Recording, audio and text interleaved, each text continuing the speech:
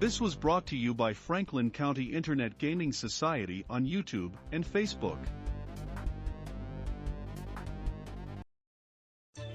There is in us a compulsion, an inner dynamism, propelling us toward divine wholeness.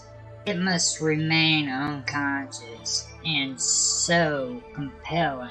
This compulsion may take the form of a need for a secret. Paradoxically, perhaps, this final wholeness necessarily remains unconscious, dark and hidden.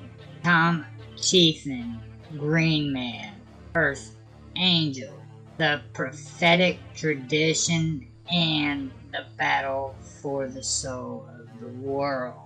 We like to believe that we are thinking, rational beings, aware of the world around us to a greater degree than is possible for any animal. We fool ourselves. As mystics from cultures the world over have said from time immemorial, we are only sleeping, dreaming that we are awake. If this is true, then reality is not what we think it is. We see only the part of life that filters through to our dream.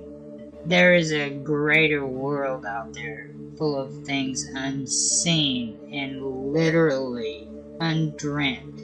We know it. We have but to awaken. That is what a mage does. He awakens and begins to consciously dream new things into existence. Mythic history. The sea of time grows murky as one approaches the distant past. Ruins, artifacts, cave paintings. All this evidence of history tells an incomplete tale. Even master mages cannot part the curtains of time so far back to see what truly occurred. The magical orders have a mythology about their beginnings, the leg end of a fallen civilization, and a war for the throne of reality. The name for that civilization are many, most of them lost over the years, but even the sleeping know one of them and seek evidence of its truth. Atlantis, the island of the Magi. For many years uncounted in the far distant past, mortals suffered at the whim of monsters, haunted by spirits and preyed upon by bloodthirsty revenants. Mortals in those times adhered dogmatically to fearsome superstitious customs, which proved their only means of keeping weak spirits at bay while appeasing the strong ones. Beset by creatures stronger than they, pulled by howling beasts whenever they migrated into territories whose borders they couldn't possibly perceive. Mortals found it nigh impossible to advance above their need for survival, to envision ways of living outside fear. Then came the dragon dreams. Certain mortals in lands scattered far and wide began to dream of an island, a lonely land jutting from a windswept sea far from any known coast. A spire rose from the center of the isle, pointing at the pole star. It seemed to be the dreamers that this was the axis of the world, the pole upon which the bow of the sky turned, and upon this pole, at its apex, nested the dragons. In the dreams, these great worms of legend would rise up into the winds, one by one, circle the spire with their beating, learning, leathern wings, and set off towards the infinite horizon, to places the dreamers could not imagine. No other creature stirred on the isle, and no spirit hunted there. No being dared intrude upon the dragon's lair. As the dreams progressed, the dreamers came to realize that the dragons never returned. Each night, another dragon would leave, so that the remaining numbers grew small. Finally, the last dragon took wing and glided away to the west, never again to be seen. The dreams continued to come, but now the isle was empty. Nothing moved there. For many nights the dreamers saw the isle, abandoned and forlorn, and knew that it waited for them. The island had called to them, compelling them, seeking new inhabitants. Following the lead of the dreamers, small bands of mortals set out to sea from many different lands, each following the vision given to them in dreams. They sought the island where, far from the lands of predation, they knew they would be free to forge their own destinies, unafraid of the night. They came to the isle, following the pole star, and saw that it was exactly as seen in their dreams. Mortals from many lands, speaking many languages, and following different customs, came together, and by silent assent settled in peace with no conflict, for they had traveled far, fleeing from struggle. And still they dreamed. The island sent them new visions, and showed them how they might learn to master the strange sights to which their sleeping minds had been privy. They began practicing the techniques of hesychia, the stillness or incubation, in which they retreated into dark caves, and their bodies entered deep sleep while their minds traveled to far astral realms beyond the ken of their mortals, of other mortals.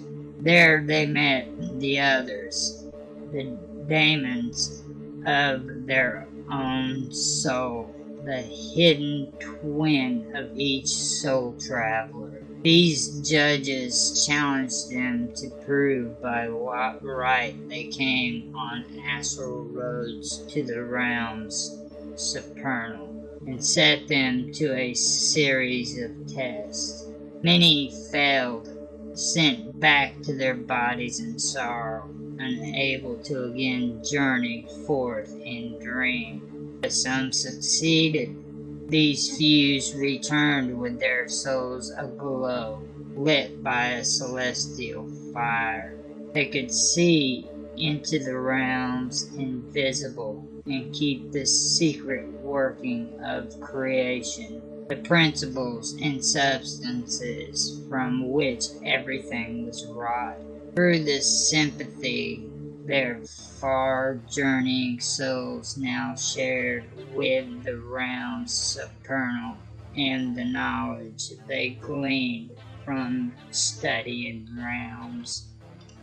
Visible and invisible, they could call down the ways of heaven, the higher principles that ruled over the lower realms of matter and spirit.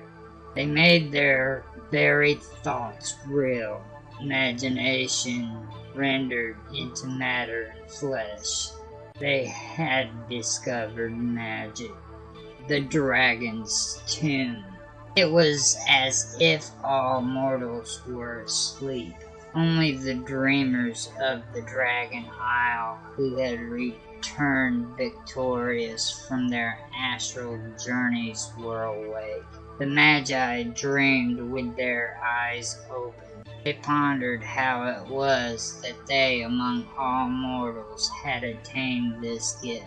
It seemed that only on their island refuge within its deep caves, removed from the tumult of the senses, could their souls fly free of their bodily fetters and touch the astral stars. But mortals had lived in caves before and had withdrawn from the world in deep meditation, yet none had awakened. The Magi suspected that the island itself had mystical properties. Had it not been the abode of dragons, creatures made from the celestial fire? Had it not guided them there through dreams? Had it not called to them, and had they not answered?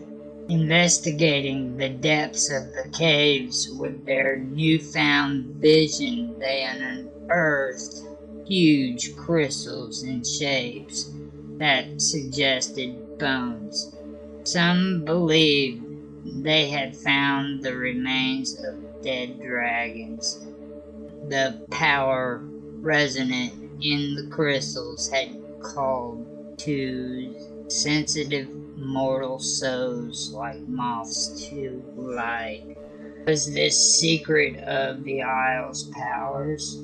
Crystals that resonated with supernal energy. They named the caves the Dragon's Tomb and built their city atop it. Later mages, skeptics raised in the modern world, would scoff at the tale.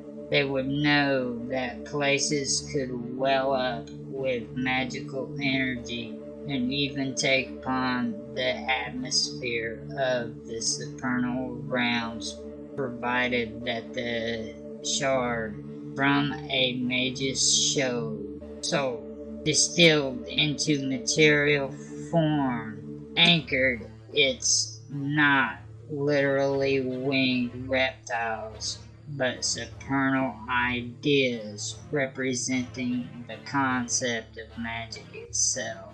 The crystal bones acted as conduits to the supernal, the source of magic. In this way, some would say Atlantis formed a natural version of what would later be called a domain, a place pregnant with supernal power where magic could be practiced as of old before the fall. The awakened city. The loose confederation of immigrants to the island soon organized into a city-state led by the Magi. They called it Atlantis, which in their polyglot tongue meant the ocean's fire.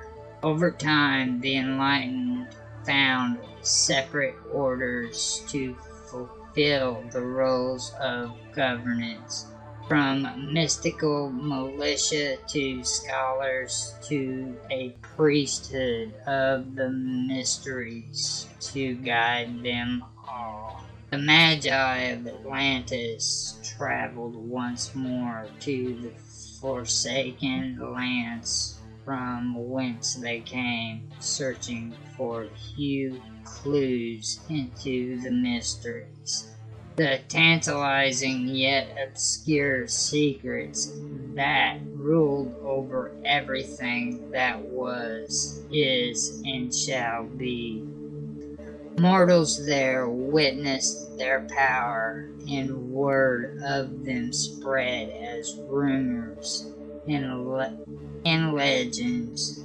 Many left their homes to seek fabled Atlantis, the island of the Magi. Only a few found it, the rest wandered the ocean for years. No chart marked its place. The stars no longer guided mariners to its rocky shores. Only those who saw it in dreams could find their way. The newcomers went to the tomb and sent their minds inward, but most of them failed the tests of their diamonds and were lost in the uncharted wilderness of their souls. Their empty bodies took days to die. Others were severed from their bodies by the terrible demons they found dwelling within their own dreams.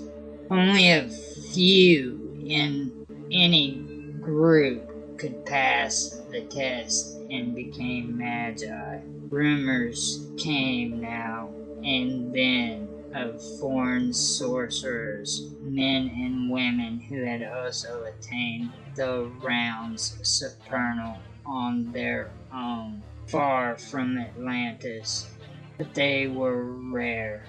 These people more often than not destroyed themselves by misuse of their power, or were killed by commoners who feared their wizardry. Only in Atlantis were the Ars Mysteriorum mastered and codified for others to learn. Thaumatology. The practice of magic was intertwined with the theory of magic. How it was that the mortal mind was able to will reality to do what it wanted.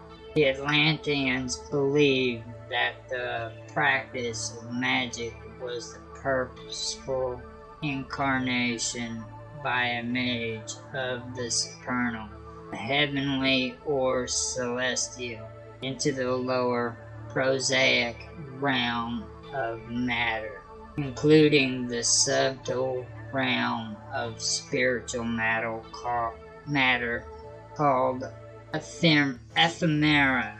The mage, by virtue of his soul's attainment to the higher realms, could bring the rulership of those realms down into the common world through sympathy, the principle that like can affect like regardless of distance.